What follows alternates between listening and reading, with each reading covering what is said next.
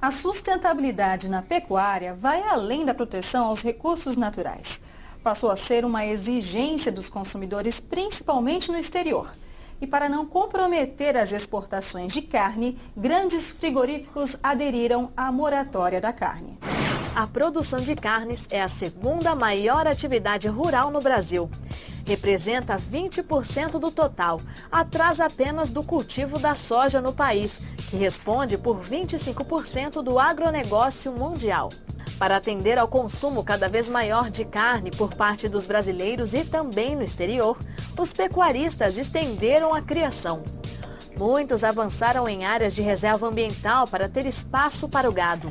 Mas este desmatamento gerou mobilizações pela preservação do meio ambiente.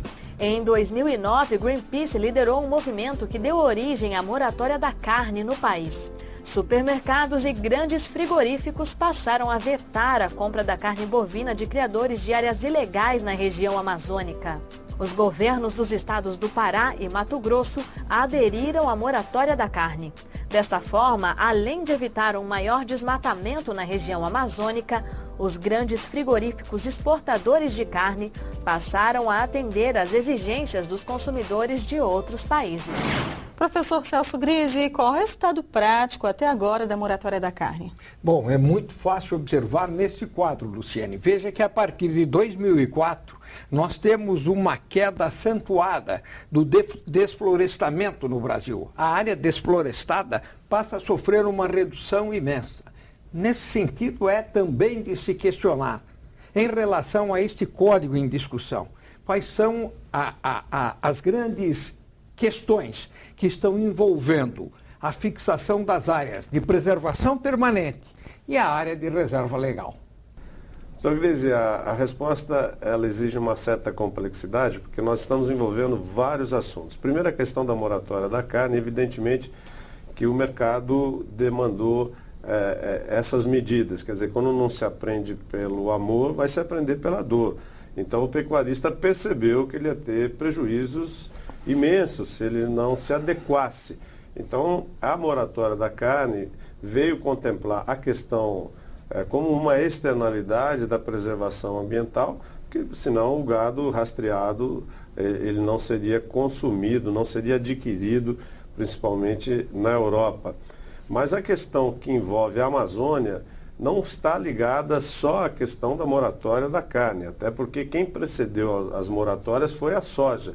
O desmatamento da região amazônica iniciou-se com a soja, progrediu com a questão do gado, da pecuária, e evidentemente que essas duas moratórias estão ajudando a estabilizar. Mas já no passado, a Amazônia era mais ou menos florestada, a floresta, quando os mercados de soja ou de carne oscilavam para mais ou para menos. O que a gente precisa com essa reforma do Código Florestal é preservar essas áreas permanentes de florestas, independentemente de qualquer moratória. Então, nós temos que fixar limites, evidentemente. Hoje há uma grande polêmica na discussão do Código Florestal, porque o código que vem desde 1965 exige que, além das áreas de preservação permanentes, conhecidas como APP, que seriam os rios, os lagos, os mananciais, os topos de morro, as várzeas, que essas áreas sejam intocáveis. Mas, além disso, exige uma área de reserva legal, né, que é uma área de mais 20%, no caso do estado de São Paulo e alguns outros estados, de 35% no Cerrado e de 80% na Amazônia. Então, essas áreas que se discute hoje, esses limites. Eu, particularmente, sou favorável a que se haja uma fusão. Quer dizer, o limite tem que ser, por exemplo, 20% somando-se junto a APP e reserva legal no caso do estado de São Paulo. No caso da Amazônia, também estabelecer um limite. Se vai ser 50%, é 50% somando-se a APP e reserva legal. Quando se definir essa regra, eu acho que por si só já vai favorecer independente da moratória. E eu até pediria ao professor Aron que complementasse essa minha fala, porque há outras questões envolvidas também na preservação da floresta que a gente precisa citar nessa nosso debate. Viu, professor Cal, eu acho muito importante a gente destacar o tema do aquecimento global. Essas conversas todas estão ligadas ao tema do aquecimento global, que é um tema que não interessa só a nós brasileiros. É um tema que interessa a todos. Muitos não entendem por que uma discussão como o código fica internacionalizada. É o nosso código. O que os gringos têm a ver com isso? Na realidade, tem muito a ver com isso. Na medida que, quando o planeta aquece, somos todos afetados. E falando um pouquinho da pecuária, é muito importante destacar um aspecto muito peculiar dos nossos bois, tá certo? Quando a gente fala em gases de efeito estufa, nós estamos falando basicamente de 3 famílias de gases.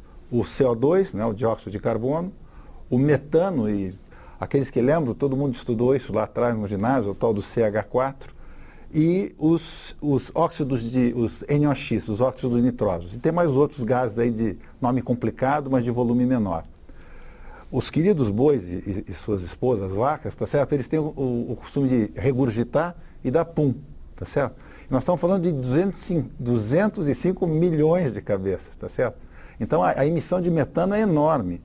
E essa emissão de metano é importante na produção dos gases de efeito. É um gás de efeito estufa importante, portanto colabora para o aquecimento global. Então, professor, os nossos colegas lá na academia vão ter que se debruçar sobre pesquisas de como captar esse metano. Porque tem 2 coisas contraditórias aí que nós vamos ter que conciliar. Nós precisamos de mais carne e precisamos tirar esse metano do ar. Nesse contexto, nós já temos, Aron, um mercado desenvolvido para sequestro de CO2 e dióxido de carbono. Sim, o protocolo de Kyoto trata desse assunto quando ele criou aquele mecanismo, os chamados MDLs, Mecanismos de Desenvolvimento Limpo. Então, o método é bastante simples, o professor Cal já o abordou até com bastante clareza. Ou seja, eu sou um poluidor pagador, eu sou um industrial lá da Europa desenvolvida e eu faço poluição e eu estou no limite tecnológico, não consigo reduzir. Muito bem, então eu pago para um agricultor brasileiro, para um proprietário rural brasileiro, para manter a floresta em pé e capturar o CO2 que eu estou produzindo. É um mecanismo extremamente inteligente e uma coisa que nos preocupa muito é que ele vai se esgotar agora em 2012. Então o Rio+20, que será agora em 2012, vai ser um momento muito importante em que o Brasil vai estar no centro do cenário dessa discussão. Professor Aron, e a gente tem que ficar muito atento a todas essas discussões que vão ocorrer aqui no Brasil.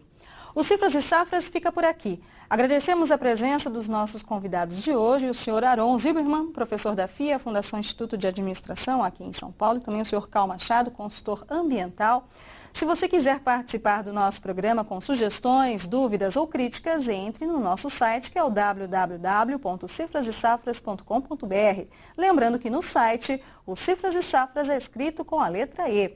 A gente faz questão de ler aqui a sua participação.